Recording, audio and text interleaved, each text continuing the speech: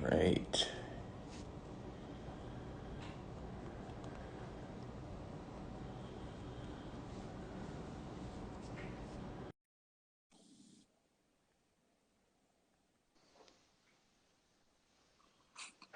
Good morning. Morning, Pierre. How are you? Doing well. How are you? Good, good. I guess it's afternoon for you, so. Yeah, I guess it is. It just turned noon.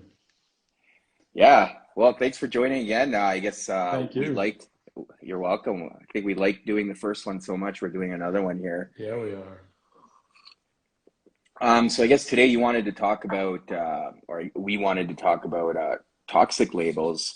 Yeah, we did. Um, and I guess for me, the first two that come to mind, as I mentioned in the post, are toxic positivity and toxic masculinity.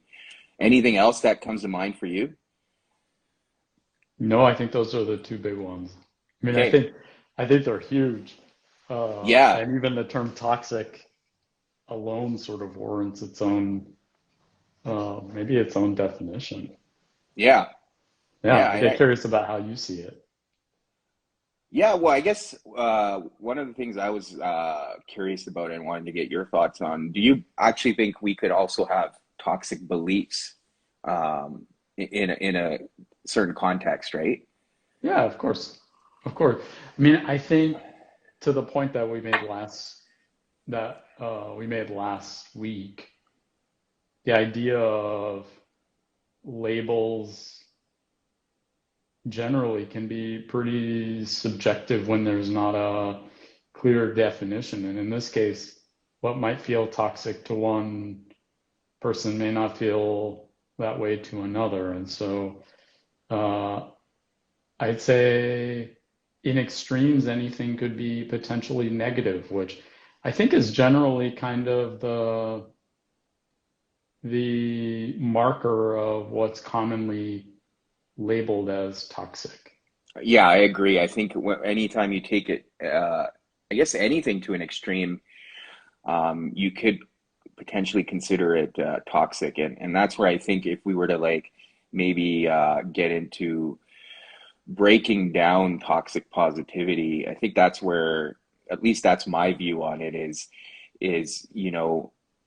I mean there's that whole movement around toxic positivity, but what I look at in my personal opinion, is not giving yourself permission to feel anything negative and putting a toxic spin on it immediately, Yeah, right? yeah, So I think agreed. that's personally that's how I distinguish it. So if something bad were to happen to me today, and immediately I'm like, well, you know what? At least I've got a roof over my head, or just trying to create that positive spin rather than giving myself permission to feel that, hey, this is not great. I feel terrible or I feel hurt. Um, and then I'll process it and obviously have a positive mindset, but still feel it and not just be Yeah, like, oh, you know what, things are great. Things could be worse or whatever, right? yeah, So yeah, that's kind of how I look at it. I don't know what your thoughts are. yeah. Well, it is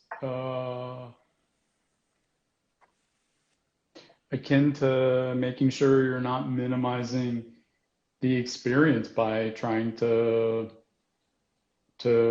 sugarcoat uh, or maybe even diminish it by trying Hmm. to sort of think your way into forced positivity. My Yeah. sense is usually thoughts that feel like they're somehow suppressed show themselves in more meaningful, in bigger ways than if you're just allowed to process the experience in the moment. Hmm. If you're just allowed to feel uh, crappy Yeah. because something bad happened today, rather than sort of trying to force yourself to think your way out of it. And so I think this is often where sort of positive mindset can go really wrong, can go really south. It's really not, at least I haven't found extreme value to pretending that things are far better than they really are in an effort to sort of force them to be so. It feels more important to be realistic about the experiences I'm facing while also being grateful for the positive things and aware of some of the challenges in my life. Yeah, yeah. Yeah, But okay, so what do you, I guess, what do you tell people then if they're struggling with something? And again, yeah, to me, it's finding that right balance.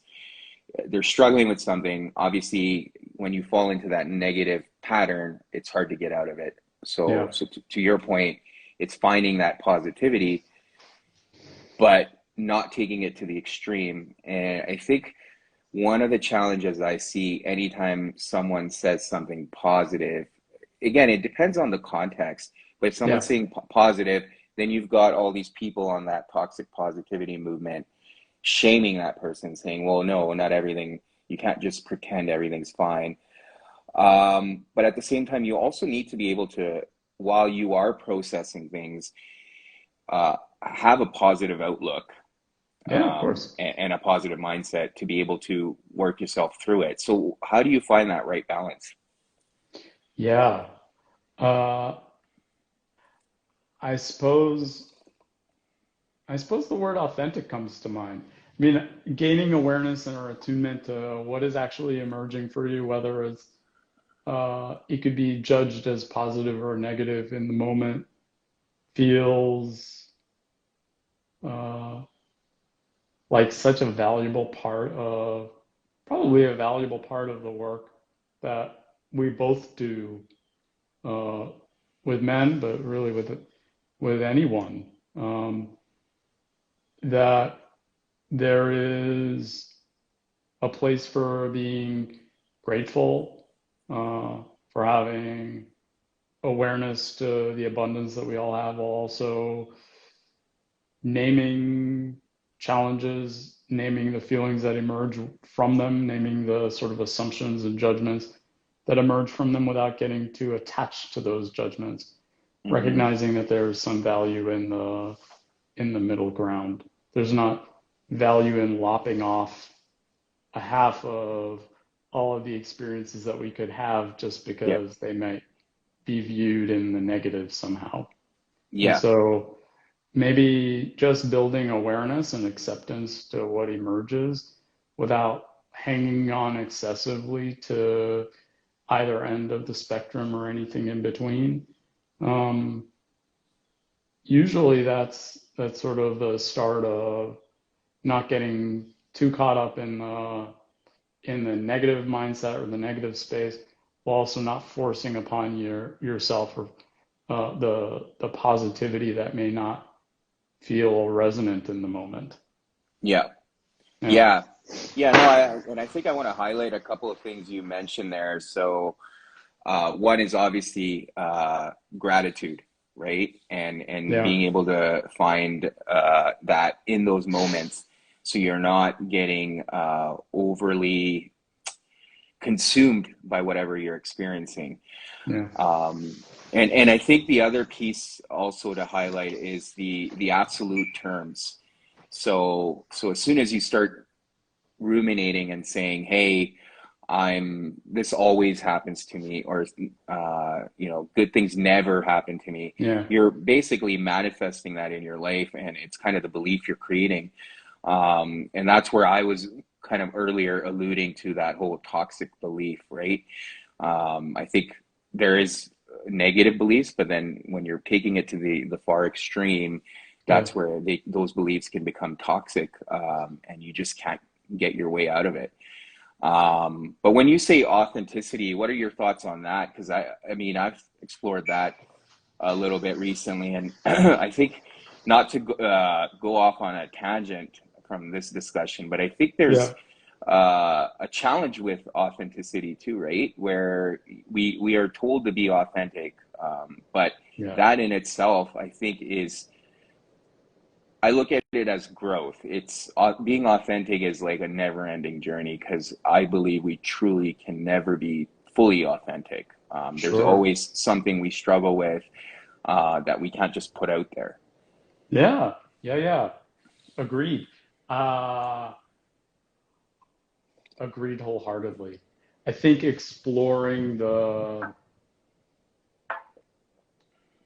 exploring being aware to the experiences, perhaps it's just in one-on-one work, Mm, or just sort of authentic to or aware to our own experiences. Like, I'm with you. There are some things that uh, there are filters that we're going to put, that we're going to show the world in some form, in some way or another. And I think that maybe authenticity sort of gets a little bit of a, like, it gets uh, maybe overvalued at times without the awareness to the fact that many of us do have to put on a mask, or do choose to put on a mask in one form or fashion hmm in the world around us. And so perhaps it's just getting authentic or aware to the both challenges that we face and the wins that we have, to ourselves, and just being honest with ourselves in our assessment of whatever is happening in our world, how things are going in our lives. Um, it doesn't mean necessarily that you will fully throw your authenticity around to everyone in your family, in your world, in your career, because um, there is often some importance to, or some value um, to intentionally uh, moderating the way in which you show up in certain hmm environments. In some environments, it's not safe to be fully authentic. hmm And so um, I don't find myself encouraging guys um, to sort of put authenticity out there without some awareness to the challenges that they may face. I think that would be a really sort of naive view of the world. But being authentic or honest with ourselves about the experiences we face um, feels like a first step in finding some middle ground between um, awareness of the two extremes, so what we're sort of judging as positive and negative, hmm which are really just judgments in a lot of ways. There Yeah. are elements on either extreme that are valuable. There are elements that are diminutive in some way, and uh, it feels like that's a first step to being aware without necessarily attaching ourselves to an extreme, without forcing ourselves to live in positivity, even if we're feeling like crap, and without Yeah. necessarily forcing ourselves to own everything that's challenging, to assume that our whole world is negative in some way. Yeah, no, I Yeah. agree, and I think it also boils down to our perspective and our unique experiences in life, because something challenging for me may not be challenging for you. So I think by Yeah. having that compassion for others, we're also not, when we make comments like, "Hey, it's fine, it's not a big deal," to others, we're minimizing their experience. We're basically taking away Yeah. their opportunity to really feel something.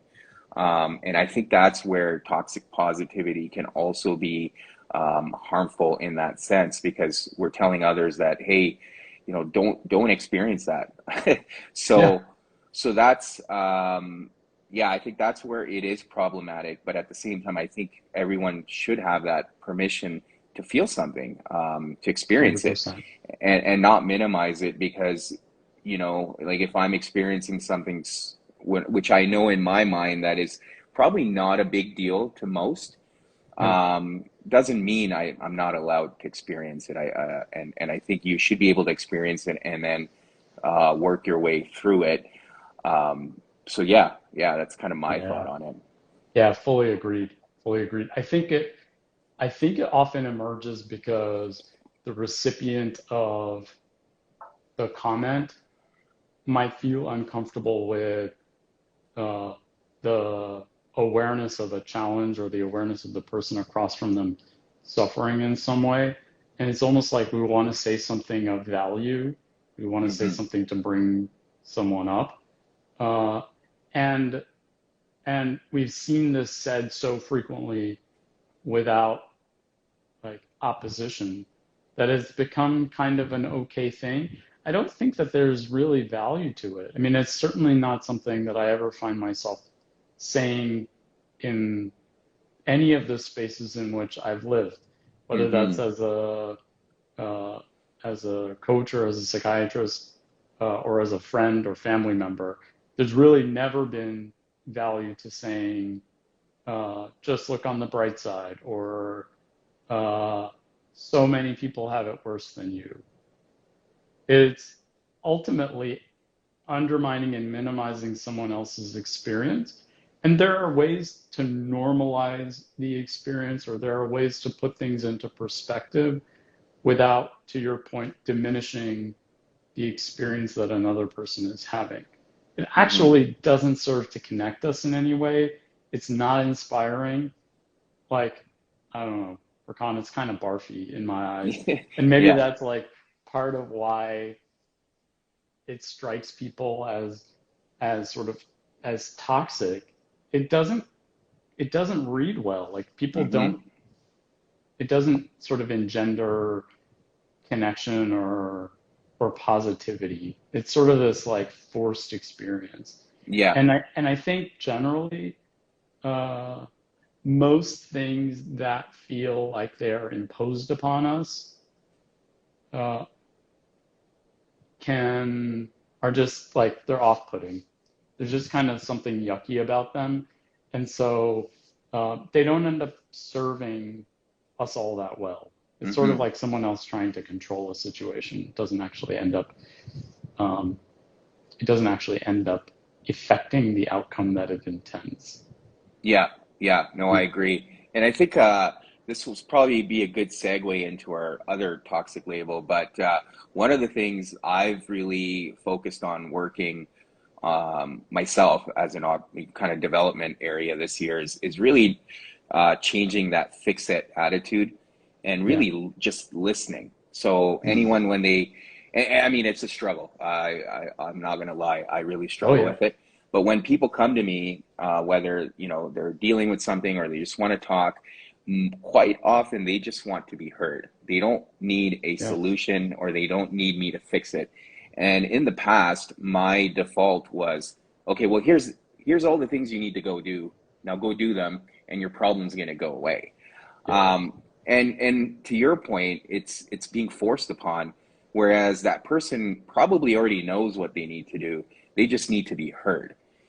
And I think the reason why I said this is a good segue is because I think more often than not, men have this tendency to fix it. It's just Yeah. the way we're programmed, and I'm not saying I don't want to generalize all men are like that, and Sure. but that's where I feel that's kind of the tendency. So it's rather than just listening, it's being like, okay, I know what's going on here. Here's what you need to do, right? It's like when Yeah. you ask someone how to fix a patch or patch your wall or something, and like they don't want to hear the problem; they'll just give you the solution. Yeah. So what are your thoughts on that? And do you feel that can, if applied to an extreme, could that be, something around the whole toxic masculinity aspect that we're going to touch on here Yeah. today as well? Yeah. Yeah. I think so. I think the assumption there is if you're trying to fix that somehow you've got it worked out and the other man doesn't, if it's an exchange between two guys. Mm-hmm. And and there is something to that.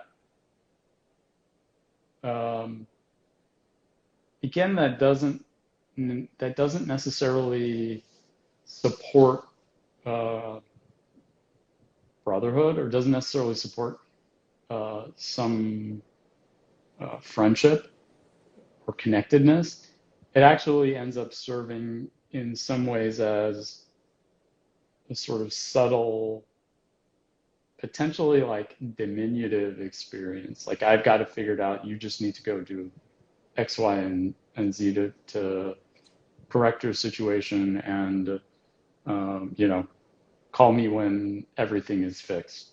Like Yeah. the way in which I might repair my life in some way or some aspect of my life um, is not going to be the way every man does. Um, Nor is it actually in most cases something that like that requires or or that entails a fix, as though like just do what I'm told and suddenly everything will be just fine. Hmm. To your point, in most circumstances, I found it's just a matter of us all wanting to be heard, to be seen in some important way, um, to be supported. And in most Yeah. cases, we don't have the solutions for each other's problems. No, Um, no. yeah, I mean, everyone's problem is unique. And again, like I said earlier, I think it's all about our own perspectives as well as our unique life experiences where we tend to experience things differently. So, one of the other things I've struggled with in the past, which I hope I'm getting better at, but is being able to like, again, I think when someone's expressing something, I feel like, oh, if I'm able to relate, yeah, I'm trying to make this person or I'm making this person feel better. So if someone comes to yeah, me, they're like, hey, I'm going through this really terrible situation at work, and my default would be, oh, hey, yeah, I went through this a few years ago. I completely understand. I feel like, again, to your point, I've diminished their experience by saying, hey, I went through something similar. I appreciate it. Even though I'm saying I understand, um, I'm again taking away from that person's opportunity to be heard, because, like you said, their experience is unique for them, right? So, yeah, so I'm diminishing that. Um, and I think part of it also, what I see with men is this tendency also takes place in romantic relationships where, their partner just wants to be heard. And, you're just like, okay, well, here's a solution, go fix it. I saw a comment here, which is really yeah, valued, where someone's saying, as long as you don't try to one up them. That's yeah. true That was too. And Pierre. and Yeah, and it's a slippery slope. It's easy to fall into that where you may be trying to relate, but the other person may feel like, oh, this guy's trying to one up me. So yeah. yeah. And Um, yeah, to Joe's point, it is presumptuous to think we we can could, yeah, fix other problems, at least yeah, single-handedly. I mean, the value to just being present and listening is, and getting curious is that rather than each of us try to fix each other's problems or our own problems individually, it gives us a chance to work through situations together. And yeah. often the solution, the best solution that any of us can provide uh, in relationship is the presence, the awareness, the strength to help someone keep going and showcase their greatest strengths and their greatest opportunities to fix something. Um, and so it sort of allows us to create together solutions that are better than each one of us might create on our own. Hmm. Absolutely. Yeah, Yeah, so I mean we've kind of dove into it a little bit, the toxic masculinity. Do you want to yeah. expand on Oh it a little boy. bit? Yeah. I mean, We've yeah, I just wanted to mention you and I have done a podcast on it. I don't think we really yeah, expanded on toxic masculinity. We kind of talked about it, but yeah, if you want to like maybe yeah. take a stab at it, I'll and we take a can, stab. yeah. Yeah, I think that it's been used to, and like, I huff and puff around it because uh, there's so much charge around it. And it is so squishy, I suppose, that there is not a sort of single-handed definition. Some argue there is no such thing. And uh, and I think it becomes even more important then to recognize the value in being clear about what it is we're talking about. Mm-hmm. And so I would say, to take a step back, a lot of the psychological research that has underlied or at least that has perhaps supported some of the constructs around toxic masculinity more publicly, have really just looked at traditional Western masculine ideologies. And and they haven't necessarily, and I think to the credit of most psychological research, it hasn't used this term toxic very much. This Mm-hmm. has become more a popular term, and I think given the sort of nebulous construct around toxicity, it's also been stretched in ways to support or refute certain ideas around masculinity. And so just looking at the research, a lot of it has really looked at traditional norms around masculinity, sort of Mm-hmm. a code of what it means to be a man, or how the sort of ideal man might look in traditional Western society. And it has looked at all sorts of facets, race, sexuality, height, relationship status, work status, etc. But many of the common ideologies have sort of fallen into four big categories. Mm-hmm. They've been around isolation and being able to maneuver the world with a tremendous amount of self-sustenance, being fully self-sustained and self-supported without the need for other people. So So effectively that's, being a lone wolf. yeah, okay. That's what I was going to ask. Yeah. The second has been around being an alpha, effectively having the best uh, car, the best job, the most money, being fully capable, and in many ways uh, invulnerable. In essence, being um, fully proficient without any sort of downfall. Yeah. Um, and So, so, yeah, so I guess the car and the job thing, that's more modern, but like from an evolutionary perspective, yeah, like like in tribes or whatever, like that would be the person who was kind of like, again, doing their own thing and not really uh almost like a tyrant, right? If you were to look at yeah, it in that sense. Okay. yeah. I mean, I think one of the other aspects is uh, perhaps the biggest aspect in this sort of traditional ideology has been around daring and risk taking and willingness to resort to violence. Mm-hmm. And so, um, in many cases, it sort of conflates courage with and willingness to take risks with with masculinity, violence with masculinity. And I think to an extreme, uh, these these ideals, when not used for the sake of betterment of society or perhaps even of ourselves and our families, um, can be really hurtful to us. It's hurtful for us to see ourselves as lone wolves. Mm-hmm. We need connection and community as much as anyone else, regardless of gender. Yeah. And so we don't see in common practice or sort of in I think we're starting to see it in some ways, but historically, I haven't seen within the media lots of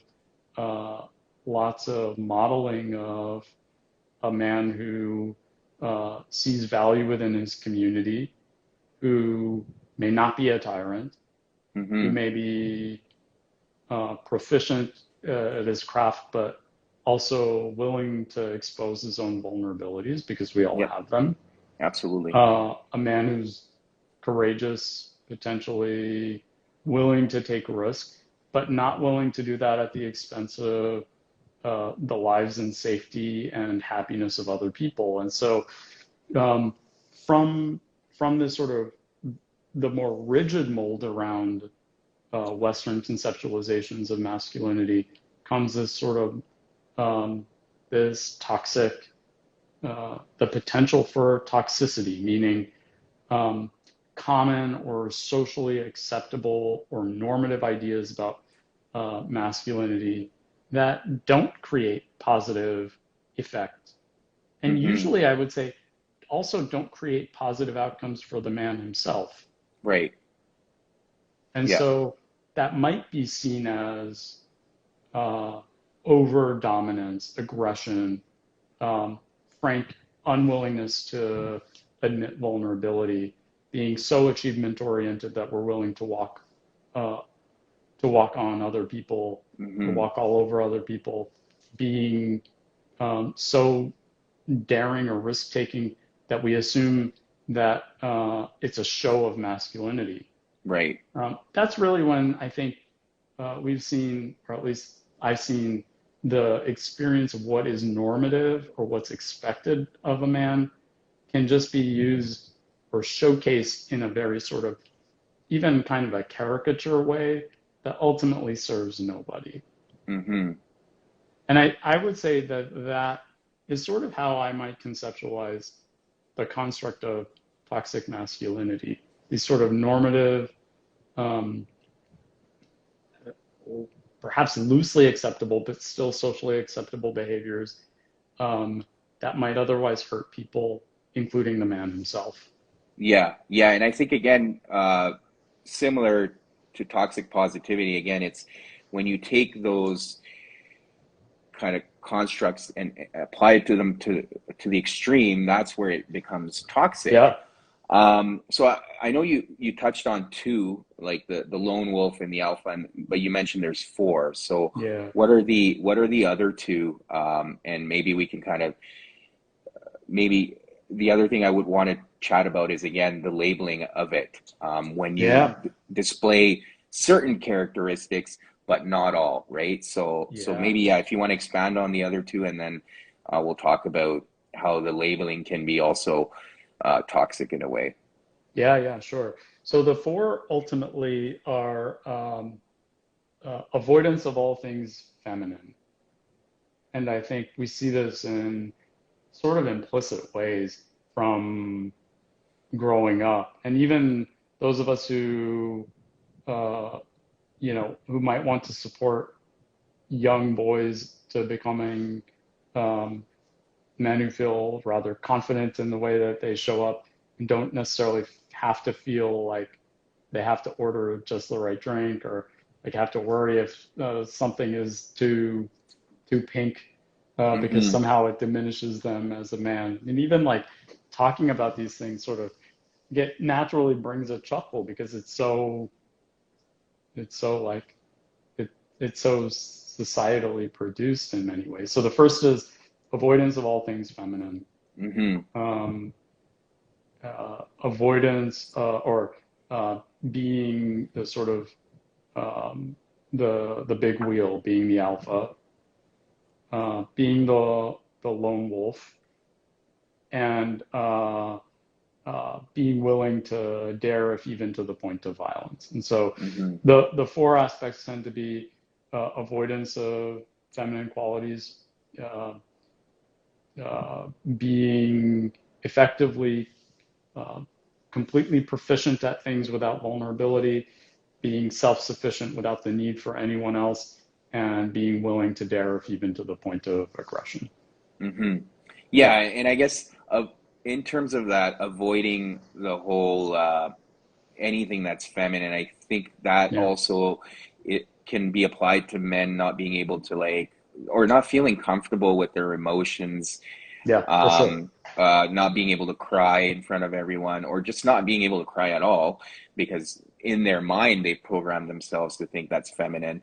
But yeah, just not being able to express themselves, not being able to, yeah. So I guess Yeah, the one thing I find like when we talk about achievement oriented or being self-sufficient, and again, we've touched on this, but taking it to the extreme again can be harmful not only to people around them, but also to the person themselves.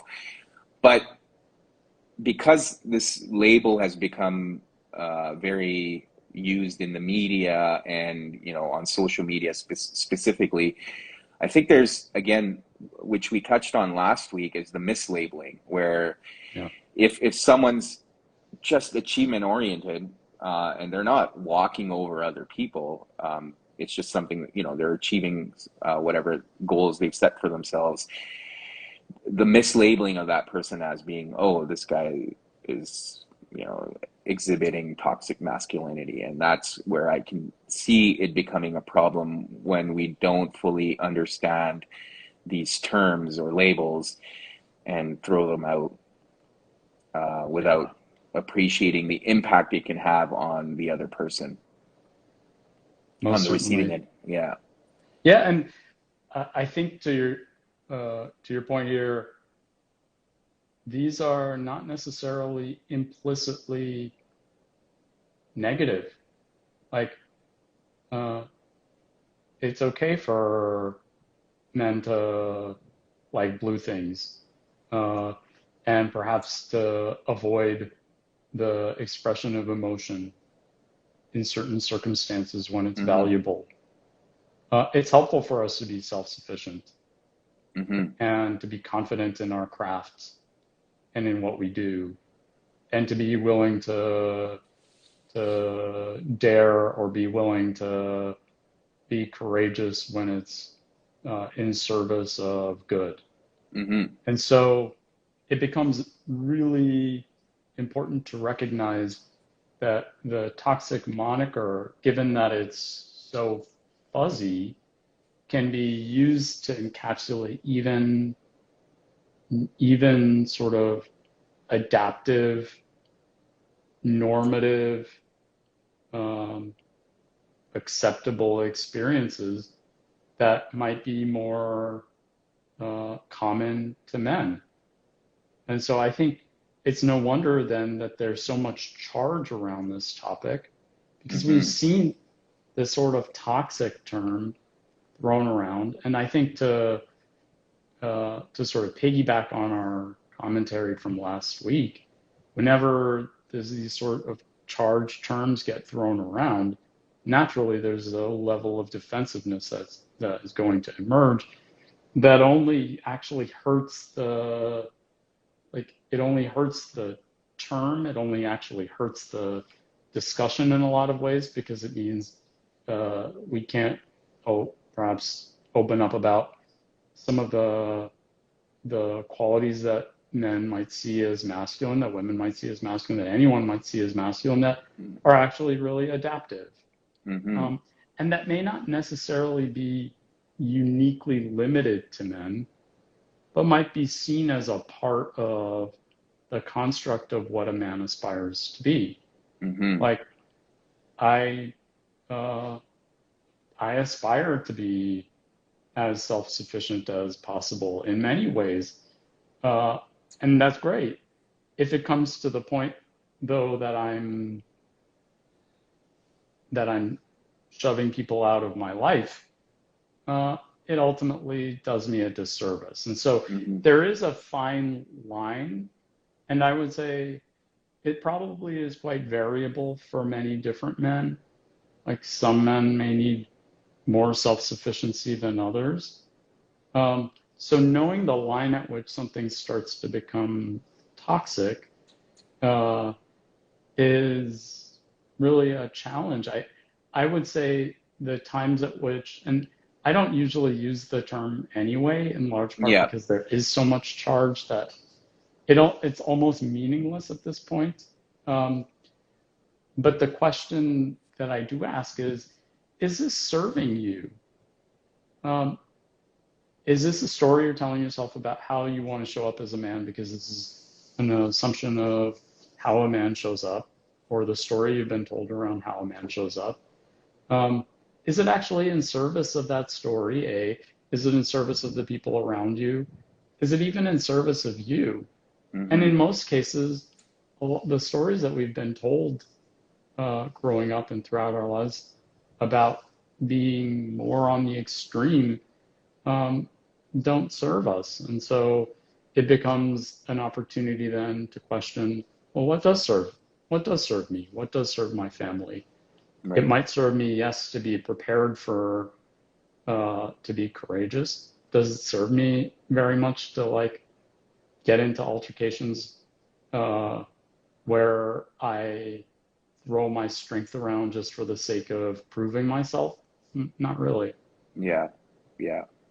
No, I agree. And I think just to underline the fact that, like you said, the term is so charged, and without fully, and it's something we talked about last week, without fully understanding it, let's maybe not throw it around. And Yeah, one of the things I did want to like kind of to close this off was talk about, for men, it's a very strange time right now, trying to really understand your place in society and how to show up. And I think one of the things missing from my perspective is a community of men. And you and for I have sure. talked about men's groups and really how we can show up in these groups, but also learn from each other's experiences and have conversations like this. I think there's a lot of value in doing that because most of us are either consumed with our work, our relationships, our families, and we're not really taking that time to be a part of a community of men that are like-minded or not, but just being surrounded where you can actually test these waters or have these conversations, be in a safe and trusting way, be challenged. Because I think part Yeah, of the issue is when we're challenged by family or our partners, we do get defensive. We take yeah, it personally. We think they're just attacking our character. But when we're in a circle of men that we can trust, and there's nothing at like, I mean, neither man has any like personal uh, benefit to gain out of it. I think there's value in being able to openly challenge each other in a healthy, respectful, and trusting way. So I don't know what your yeah. thoughts are. Yeah, agreed wholeheartedly. I think uh, I think the construct of, or I think male isolation, male loneliness has become so endemic. And it's not just even around the value of connection. I think to piggyback on what you're saying, uh, there is value in being challenged by one another. There's value in seeing the vulnerability that's shared between myself and any other man.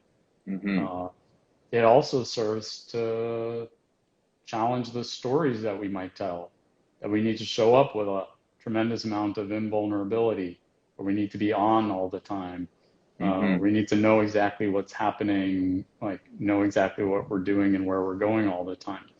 And Yeah. so I think to that point, the groups that I've been, and I've been in a few, part of many different groups, and the groups that have been the most valuable, I think, in terms of connection, have actually been far more oriented towards uh, the connection and the engagement rather than trying to level up and show up in a particular way around, like, you know, um, around exactly how you're going to show up 3, 4, 5 months from now.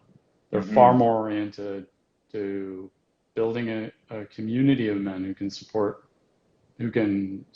the needs of each other in ways that complement our um, our everyday familial or romantic or uh, our professional relationships, but that support us and challenge us in ways that the others don't. Hmm. And so I think it's hugely important. Yeah. Finding the right group, I think, especially in the men's space, um, sometimes can be a little bit challenging. Yeah. But I think um, that there are many out there that are really terrific.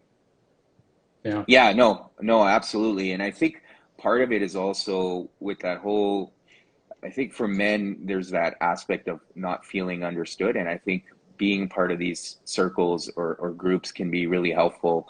But it can also be, like you said, often helpful in the sense that these groups can put a mirror in front of you to really Yeah. appreciate how you're showing up in all your other relationships. And I think the biggest piece that I would like to highlight is you can't really improve your relationship with others until you improve your relationship with yourself. And I feel like those are perfect opportunities to do that, is really look inward, and be challenged in a healthy way without getting defensive, without losing your mind, or getting Yeah. angry. So yeah. Said beautifully. Yeah. That's excellent. All right, Pierre. Well, All right. thanks again for doing Thank this. It's you. lots of fun, and we'll probably do another one in the near future. But Yeah. yeah, this has been fun, and I hope people are enjoying these conversations. Thanks for everyone who joined and commented. Really appreciate it. Yeah. Thank you guys. Thank you, Furkhan. I appreciate it. All right. Yeah, anytime. All right. See you soon, man. All right. Take care. Bye.